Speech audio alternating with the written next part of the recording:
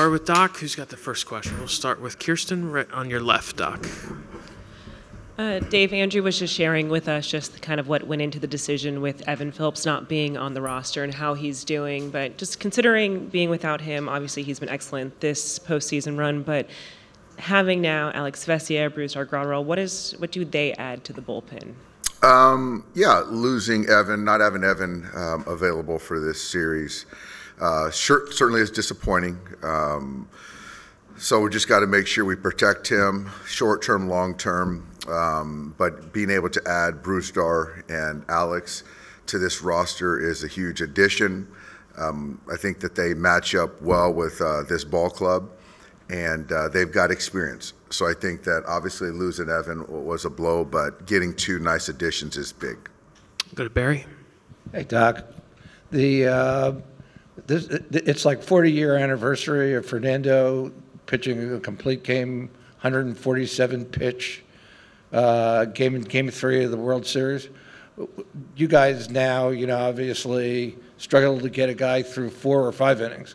On reflection, what has changed in baseball from that era to this era? Why is it so dramatic?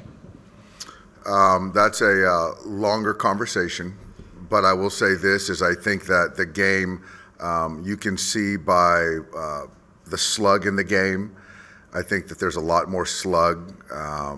It's more high scoring, whereas in those days, a lot of balls in play, not as many strikeouts, quicker games, pitchers obviously going deeper in the game. So, yeah, those days of the 147 pitch exercise are not going to be coming back.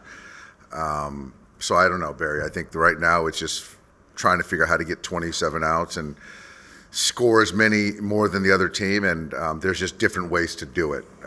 But like I said, I would love to have that 9-inning complete game shutout too. What do you say about Fernando and what he meant to this organization? I think if there's 2 people that probably impacted this organization most, I think you would say Jackie Robinson and Fernando Valenzuela. And no disrespect to anyone else, but I think that, if you're talking about currently the fan base, there's a lot of people that are here and support the Dodgers and south of the border because of Fernando. And so that was obviously when I was younger, really young, but his legacy continues to live on. And so he was a friend of mine, and so to not see him up in the booth or to say hello is sad for me and his family. But Fernando was a gentle man, a great Dodger, and just what a humble man. Go up front on your right, Dave. Hey, Dave. Crystal Rich, KTLA.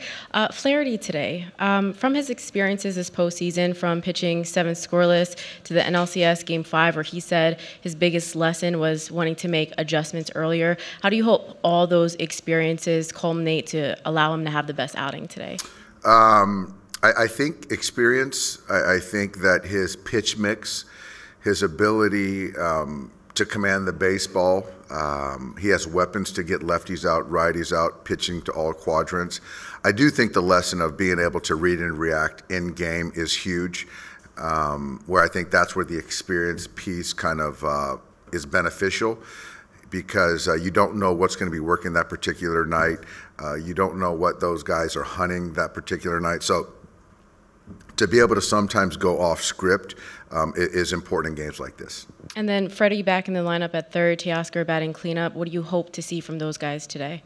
I expect to see good at-bats. I expect us to grind Garrett and make him earn every out. Freddie's in a good spot physically. Garrett's a neutral guy.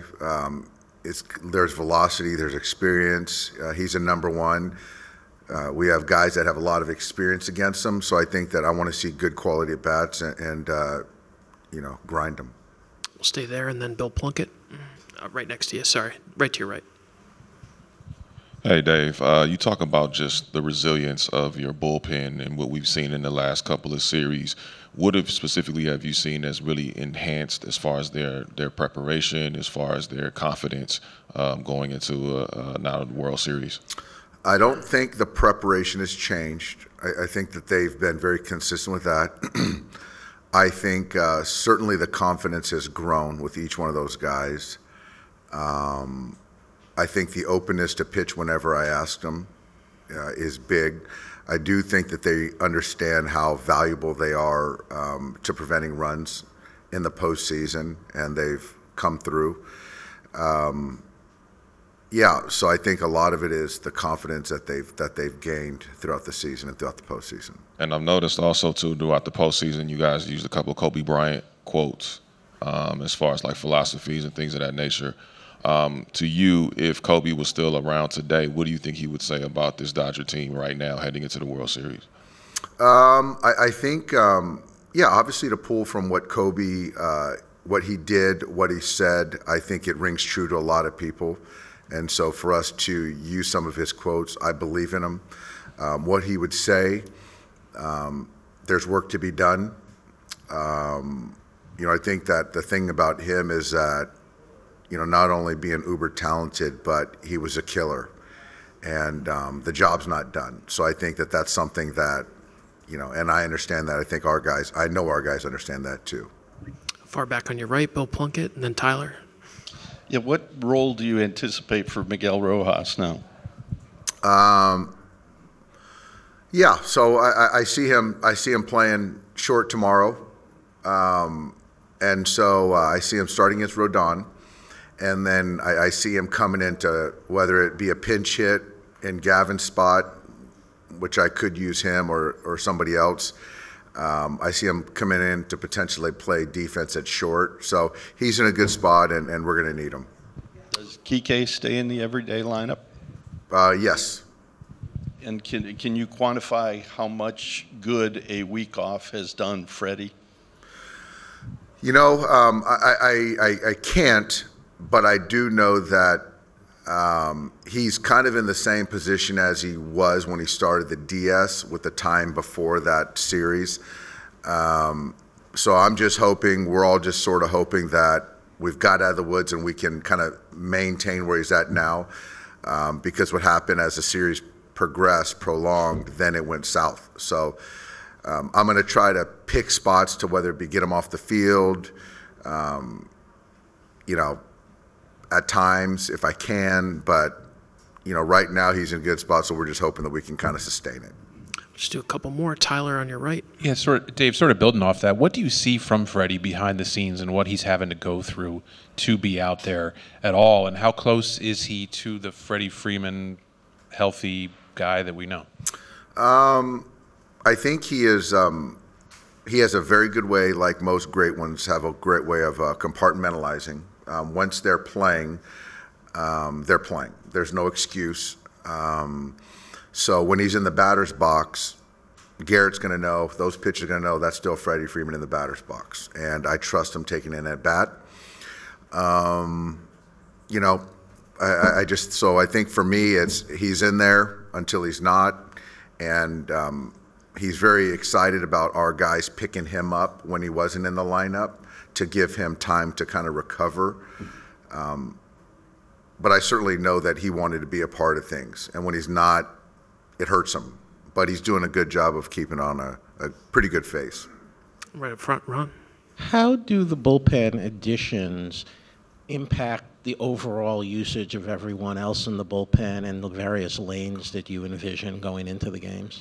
I think it just adds a little bit of variance. We don't have to lean on the same guys. Now we have two lefties in the pen versus the one.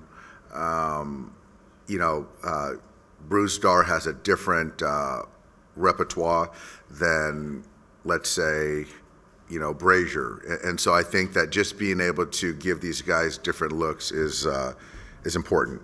And is going into 2 days in a row a big change in how you try to map out usage rather than the 3 days in a row? Yeah, it is in the sense because coming into the 2 days, we've had 4 days off. After going into the 3 days, it's going to be a 2 out of 3. So that I can't tell you how it looks, but I can tell you that I'm going to manage to win tonight. And then whatever happens tonight, that's the same game plan.